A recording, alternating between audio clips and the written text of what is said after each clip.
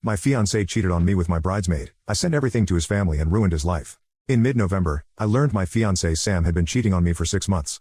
I discovered this by accident. My phone died and I needed to Google something, so I grabbed his iPad, which I hadn't used in a while. Sam has iMessage, so all his messages sync to the iPad's message app. I saw everything. Texts, pictures, videos, I saw it all. Apparently that master's in chemical engineering didn't constitute much intelligence, because the dumbass never changed his passcode. His side chick was a mutual friend of ours, Madison, who'd been in our home, had dinner with us, and was someone I'd actually seen as a potential bridesmaid.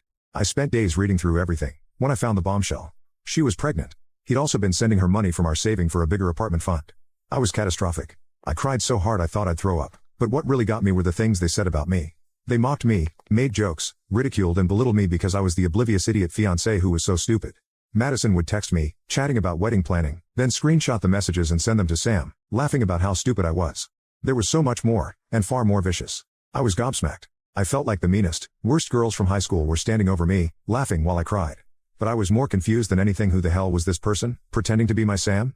Now I realize I'd only seen one side of him. For 3 years. Madison had actively been pushing Sam to dump me, and suggested the day after Christmas, after we'd returned home from seeing his family. When I read that particular message, something inside me snapped. I've been snickered at my whole life for being the poor kid in a wealthy school, for being a fat kid and teenager, for being an ugly duckling, for always having older, out-of-date things, for being quiet, for being an unphotogenic teenager.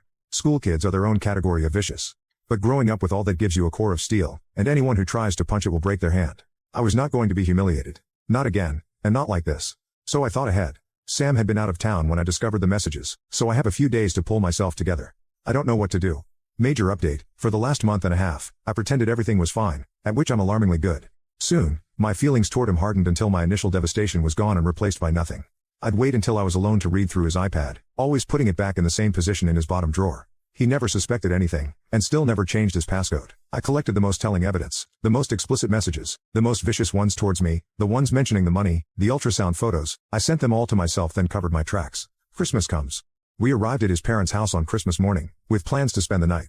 I spent the day watching that cheating, mocking, money-laundering scumbag have a lovely Christmas. He kissed me goodnight, and whispered in my ear how much he loved me.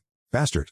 The next morning, before we all sat down for breakfast, I sent all the evidence to his mother, and his father, and his 2 siblings, and 3 of his cousins. Any family member whose contact I had, received it. I was able to time this, because Sam's family is pretty phone addicted, and they all get email notifications. My dear readers, I wish you could have witnessed the scene which befell that house. The weasel couldn't even face his own family. Talk about whiplash from that plot twist. He ran outside, and had to be cornered. His brother dragged him by his hair back into the house, but I didn't stay for that. I'd insisted we take my car, so I said my goodbyes to his family, reassured them this wasn't their fault, thanked them for everything, and left. That was 6 days ago.